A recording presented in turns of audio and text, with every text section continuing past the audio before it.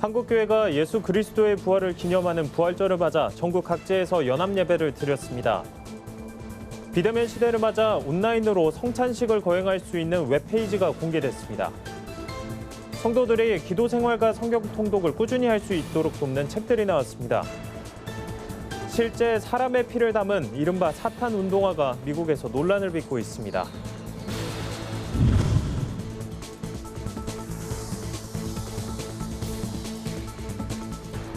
여러분 안녕하십니까? 구티비 뉴스입니다. 한국교회는 부활절이 되면 각 교회별, 지역별로 연합예배를 드리며 부활의 기쁨을 함께 해왔습니다. 올해는 작년에 이어 코로나19 사태 속에 맞는 두 번째 부활절이었죠. 네, 교계 지도자들은 부활의 기쁨으로 이웃을 섬기고 하나된 교회가 되자고 입을 모았습니다. 차진환 기자의 보도입니다.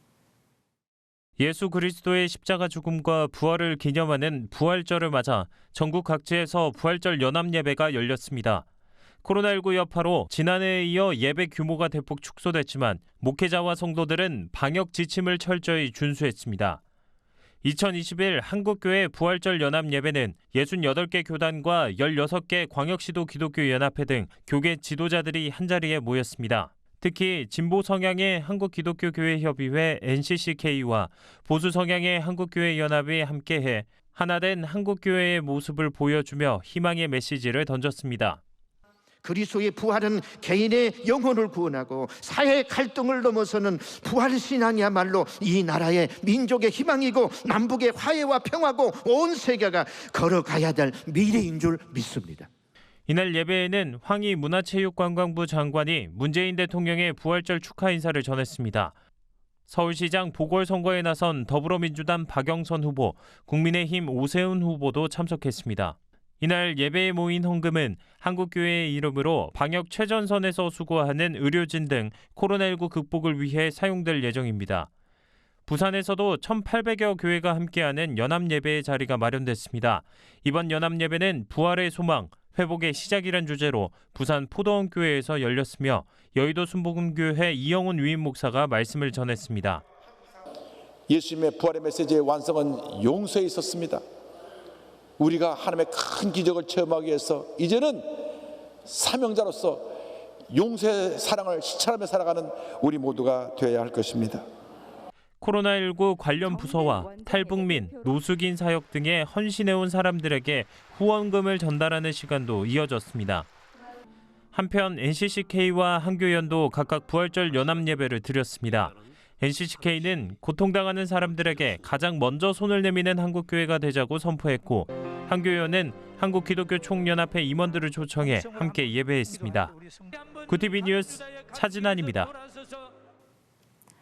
예수 그리스도의 고난을 기억하며 함께 빵과 잔을 나누는 성찬식은 코로나19 이후 감염 문제로 진행하기가 쉽지 않았는데요. 이런 가운데 안전하게 성찬식을 하기 위한 새로운 시도가 주목을 받고 있습니다. 하나한 기자입니다. 성도들이 예수 그리스도의 순환을 기억하며 예수의 살을 상징하는 빵과 피를 상징하는 포도주를 나눕니다. 기독교의 중요한 예식 중 하나인 성찬입니다. 성찬식은 보통 성도들이 모여 빵과 잔을 함께 먹는 방식으로 진행되는데 최근 코로나19가 장기화하면서 많은 교회가 성찬식을 진행하는 데 어려움을 겪고 있습니다. 기독교 문화사역단체 파이어우드는 이런 어려움을 해결하기 위해 2021 예수님과 함께하는 온라인 성찬식을 개발하고 부활절에 맞춰 서비스를 공개했습니다. 비대면 사회적 거리두기 시대에 성례는 또 어떻게 진행될까? 또 이런 성찬의 감동을 온라인에도 전할 수 있을까? 이런 질문들이 저희 안에 있었어요. 그래서 저희가 모여서 이것들을 해결해 보기 위해서 재미있게 뭔가 대화를 나누고 얘기를 하던 것이 이번 어플로 나오게 된 것 같아요. 온라인 성찬식에 참여하는 방법은 간단합니다. 웹페이지에 들어가 이름을 기입하면 말씀과 함께 빵과 잔을 나누는 분병과 분잔 페이지가 뜹니다. 빵과 잔을 터치하면 빵이 쪼개지고 잔이 채워지는 시각적 효과로 온라인 성찬에 참여할 수 있습니다. 공간의 제약 없이 함께 식탁 공동체의 의미를 되새길 수 있어 반응도 뜨겁습니다. 공개된 지 하루 만에 1,000명이 넘는 이용자가 참여할 정도입니다.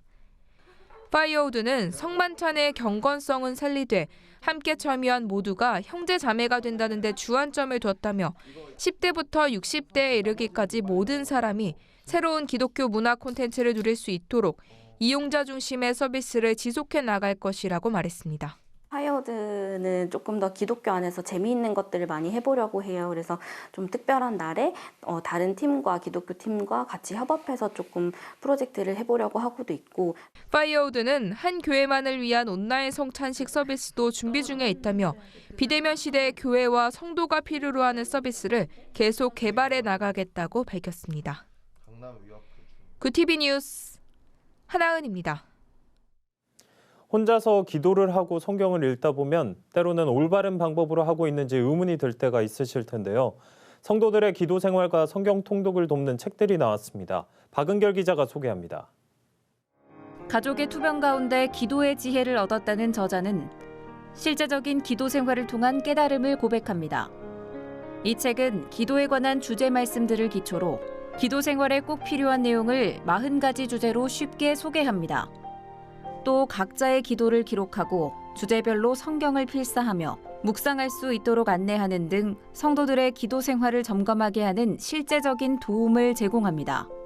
저자는 또 각 챕터마다 기도의 핵심 팁을 제공하며 분명한 기도의 길을 제시했습니다. 성경을 흐름대로 읽고 이해할 수 있도록 돕는 통독책입니다. 신약과 구약 66권의 내용과 특징이 정리됐습니다. 저자는 주관적인 이야기는 자제한 채 독자들이 성경의 큰 그림을 그리고 혼자서도 쉽게 성경을 이해할 수 있도록 돕습니다. 독자들은 단순히 성경 지식을 쌓는 데 그치지 않고 각 장의 핵심 주제와 관련된 질문들을 통해 인생과 신앙에 대한 질문의 답을 성경에서 발견하는 기쁨을 누릴 수 있습니다. 구TV 뉴스 박은결입니다. 실제 사람의 피를 넣는 등 사탄을 주제로 한 이른바 사탄 운동화가 나와 충격을 안기고 있습니다. 문제의 운동화는 스트리트웨어 업체 미스치프와 래퍼 릴나스X가 나이키 운동화를 변경해 공동 작업했습니다. 이들은 사람의 피를 운동화 밑창에 넣고 사탄을 상징하는 거꾸로 된 오각형별 모양 등으로 장식했습니다. 사탄 운동화는 666켤레만 제작하는 한정판으로 판매 가격 $1,018는 예수께서 이르시되 사탄이 하늘로부터 번개같이 떨어지는 것을 내가 보았노라란 누가복음 10장 18절을 의미합니다. 나이키는 사탄 운동화가 상표권을 침해했다며 판매 금지 가처분 신청을 냈고 미국 법원이 인용 결정을 내렸습니다. 하지만 운동화는 모두 판매된 것으로 알려졌습니다. 문화선교연구원 백광훈 원장은 이번 논란에 대해 단순히 소비문화 측면에서 가볍게 볼 부분이 아니라며 경각심을 갖고 건설적인 소비 역량을 키우는 것이 중요하다고 전했습니다. 오늘의 이슈 포커스입니다. 앞으로 사회적 거리두기 단계와 상관없이 모든 다중이용시설의 종사자 이용자가 기본 방역수칙을 어기면 과태료가 부과됩니다. 지난달 29일부터 시행한 계도 기간이 끝나기 때문으로 마스크 미착용과 식당, 카페 외 음식물 섭취 시 업주에게는 300만 원, 이용자에게는 10만 원 이하의 과태료를 물리게 됩니다. 출입 명부의 경우 대표자 1명만 작성하는 게 관행이었지만 방문자 전원이 작성하지 않으면 최대 10만 원 과태료를 물 수 있습니다. LG전자가 스마트폰 사업에서 철수한다고 발표했습니다. LG전자는 5일 이사회를 열고 오는 7월 31일자로 스마트폰 사업을 맡은 모바일 커뮤니케이션 사업본부의 생산과 판매를 중단한다고 공시했습니다. LG는 지난 1월 모바일 사업의 매각을 포함해 모든 가능성을 검토하겠다고 발표한 바 있습니다. 이후 베트남 빈그룹과 독일 폭스바겐 등과 접촉했지만 협상이 결렬되면서 결국 철수를 결정한 것으로 풀이됩니다. 코로나 사태가 확산한 지난해 가계 전체 지출 가운데 식료품 비용과 임대료 등 필수 지출이 차지하는 비중이 22년 만에 최고 수준을 기록했습니다. 한국은행에 따르면 지난해 국내 가계의 소비 지출 가운데 4대 필수 품목의 지출은 348조 원이었습니다. 이는 지난해 가계의 전체 국내 소비 지출 851조 7천억 원의 40.9%에 달하는데 필수 품목 지출이 40%를 넘은 것은 1999년 이후 처음이며 외환 위기 직후인 1998년의 42.7% 이후 가장 큰 수치입니다. 올해도 코로나 사태로 가족 돌봄 휴가를 쓴 근로자는 1인당 하루 5만 원씩 지원금을 받을 수 있습니다. 고용노동부는 5일부터 코로나19 관련 가족 돌봄 비용 긴급 지원 사업에 대한 신청을 받는다고 밝혔습니다. 지원 사업에 따라 코로나19 감염이나 자녀의 긴급 돌봄을 위해 가족 돌봄 휴가를 쓴 근로자는 최대 50만 원을 지급받을 수 있습니다. 비용 수급 희망자는 노동부 누리집 접속, 관할 고용센터 방문, 우편 접수 등의 방법으로 신청하면 됩니다. 국내 코로나19 백신 접종이 시작된 이후 전 국민의 1.85%가 1차 접종을 마친 것으로 집계됐습니다. 코로나19 예방접종대응 추진단은 2월 26일 접종을 시작한 이후 지금까지 1차 접종을 마친 사람은 96만 2,730명으로 집계됐다고 밝혔습니다. 국내 인구 5,200만 명 대비 접종률은 1.85%입니다. 1차 접종자 중 아스트라제네카 백신을 맞은 사람은 85만 6,006명이며 화이자 백신을 맞은 사람은 10만 6,724명입니다. 영화 미나리에 출연한 배우 윤여정이 한국 최초로 미국 배우조합상 여우조연상을 받았습니다. 미국 배우조합이 주최하는 이 상의 수상자들은 할리우드에서 최고의 영예인 아카데미상까지 거머쥐는 경우가 많아 미리 보는 오스카로도 평가됩니다.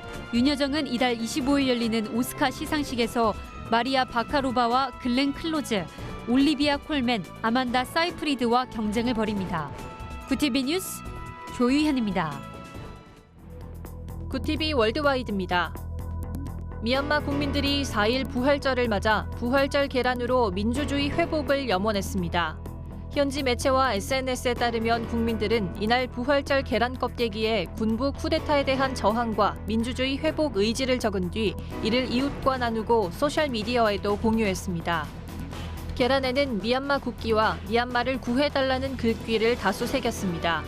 이번 부활절 계란 염원은 부활절을 통해 서로 단결하며 군부에 대한 저항 의지를 다지자는 소셜미디어에서의 한 제안에 따라 이뤄졌습니다. 브라질 정부가 이달 22일에서 23일 열리는 화상 기후 정상회의에서 아마존 보호를 명목으로 국제사회에 공식적으로 금융 지원을 요청할 거란 전망이 나왔습니다.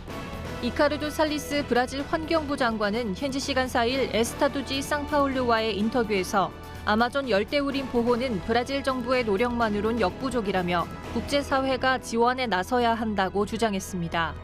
살리스 장관은 조 바이든 미국 대통령이 지난해 대선 후보 시절 아마존 열대우림 보호를 위해 전 세계와 협력해 200억 달러 규모를 지원할 수 있다는 뜻을 밝힌 것도 언급했습니다. 인도에서 코로나19 확진자가 하루 동안 9만 3천여 명 속출해 반년 만에 최다치를 기록했습니다. 인도 보건가족복지부는 현지 시간 4일 코로나19 확진자는 9만 3,249명이 늘어 누적 확진자는 1,248만 5천여 명, 누적 사망자는 16만 4천여 명이라고 밝혔습니다. 신규 감염자의 절반 정도는 인도에서 가장 부유한 주이자 인도의 경제 수도 뭄바이가 있는 서부 마하라슈트라주에서 나왔습니다. 해당 주는 5일 저녁부터 당분간 쇼핑몰과 영화관, 술집 운영을 중단하고 주말에는 완전 봉쇄를 도입한다고 발표했습니다. 미국에서 아시아인을 대상으로 한 폭력 범죄가 급증하고 있습니다. 뉴욕 경찰에 접수된 아시아계 대상 범죄 통계를 보면 뉴욕시에선 2019년 3건에 불과했던 폭력 범죄가 지난해 28건, 올해는 35건으로 증가했습니다. 미국 언론 뉴욕타임스는 미국 전역의 언론 보도를 자체 분석한 결과 지난해 3월부터 현재까지 아시아인을 대상으로 한 증오 범죄가 110건 이상 발생했다고 보도했습니다. 캘리포니아 주립대학의 증오 극단주의 연구센터는 코로나19 확산 이후 미국 16개 도시에서 지난해 기준 122건의 증오 범죄가 발생했으며 이는 전년 대비 약 150% 증가한 수치라고 밝혔습니다. 소셜미디어 페이스북 이용자 5억 명의 개인정보가 유출된 것으로 파악됐습니다. 경제매체 비즈니스 인사이더와 로이터 통신은 현지 시간 3일 한 해킹 사이트 온라인 게시판에 전 세계 106개국 페이스북 이용자 가운데 5억 3,300만 명의 개인정보가 사실상 공짜로 공개됐다고 보도했습니다. 유출된 개인정보에는 이름, 전화번호, 아이디를 비롯해 거주지와 이력, 이메일 주소 등이 포함됐습니다. 페이스북은 성명에서 유출된 데이터가 아주 오래된 것이며 2019년 8월 수정한 보안 취약점과 관련된 것이라고 해명했습니다. 구티비 뉴스 김민주입니다. 글로벌 선교 방송단과 함께하는 교계 소식을 박재현 기자가 보도합니다. 사회복지법인 밥상공동체 연탄은행이 창립 23주년을 맞아 오는 7일 강원도 원주 밥상공동체 복지관에서 취약계층을 위한 특별 나눔을 실시합니다. 이번 나눔은 코로나19 장기화로 어려움을 겪고 있는 빈곤층에게 마스크와 쌀 등이 담긴 생필품 나눔 키트를 제작해 전달할 예정입니다. 허기복 대표는 기도와 후원으로 함께해 주신 한국교회 성도들과 봉사자들께 감사드린다며 올해도 연탄 가족들을 돌보는 일에 최선을 다할 것이라고 밝혔습니다. 국제 구호개발 NGO 월드비전이 지난 22일 방글라데시 로힝야 난민 캠프에서 발생한 대형 화재 피해 극복을 위해 긴급 구호 활동을 펼칩니다. 월드비전은 이번 화재로 피해 입은 주민들의 주거 환경 복구를 돕고 식량과 생계 지원 등을 위해 1년간 지원해 나갈 계획입니다. 월드비전 측은 피해 지역 복구를 위해 최선을 다하고 있다며 난민들을 위한 많은 관심과 지원을 부탁드린다고 전했습니다. 기독교 환경운동연대가 오는 20일부터 6월 5일까지 7주간 기후위기 집중 대응을 위한 그린 엑소더스 캠페인을 진행합니다. 2050년까지 탄소 배출 제로를 실현하는 일에 한국교회도 적극 나서자는 취지에서입니다. 캠페인은 온실가스 배출이 심한 축산물을 최대한 자제하고 자전거와 대중교통을 이용하는 등 성도들의 작은 실천과 변화를 통해 탄소 배출을 줄일 것을 권면했습니다. 국내외 60여 개 통일선교단체가 참석하는 주빌리 통일구국 기도회가 오는 21일까지 복음 통일을 위한 회개운동 탑 무브먼트를 진행합니다. 이번 운동은 코로나19 사태 이후 한국교회의 회복과 통일선교 사역자들의 사역 방향을 두고 함께 기도하기 위해 마련됐습니다. 기도운동은 매일 자정 유튜브 주빌리안 TV 채널에 올라온 말씀을 묵상하고 기도 제목 영상을 보며 동참할 수 있습니다. 굿TV 뉴스 박재현입니다. 굿TV가 6일부터 세상과 교회 회복 기도회, 새 교회 기도회를 시작합니다. 코로나19로 어려움을 겪는 세상과 교회를 회복시키는 마중물이 될 수 있도록 많은 관심과 참여 부탁드립니다. 네, 이상으로 뉴스를 마칩니다. 오늘도 함께해 주신 여러분 고맙습니다.